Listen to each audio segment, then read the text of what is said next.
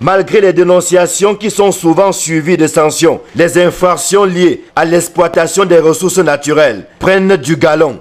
Notamment dans le secteur forestier, des cas de non-marquage de bois, des cas d'exploitation forestière au-delà des limites, des cas d'ouverture des routes sans autorisation et surtout des cas d'exploitation sans permis, c'est-à-dire d'exploitation sans autorisation.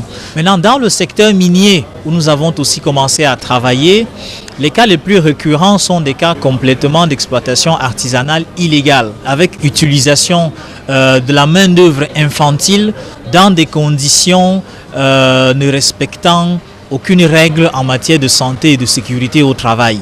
Le combat est rude, mais la société civile ne désarme pas. Elle a le souci d'assainir la gestion des ressources naturelles dans un environnement où la corruption et les mauvaises pratiques sont érigées en règles de fonctionnement. C'est tout l'intérêt de la mise en œuvre du système normalisé d'observation indépendante externe. Le système fournira une information vérifiée, fournira une information fiable et crédible sur la manière dont les opérations de gestion des ressources naturelles sont mises en œuvre dans la pratique, visant à informer à la fois les autorités compétentes en matière de répression des infractions, mais aussi les pouvoirs publics en matière de prise de décision, de légifération des lois qui soient plus appropriées à la gestion durable des ressources naturelles.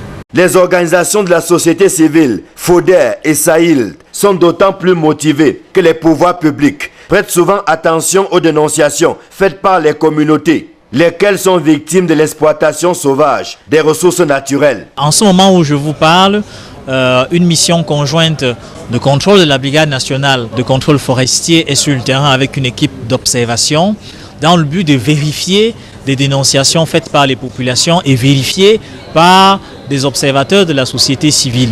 Ce type d'interventions sont le type de réaction que nous attendons des pouvoirs publics qui ont compétence en matière de répression des infractions. Désormais sur les rails, il reste à récolter les bons fruits de la nouvelle approche pour la surveillance de la gestion des ressources naturelles.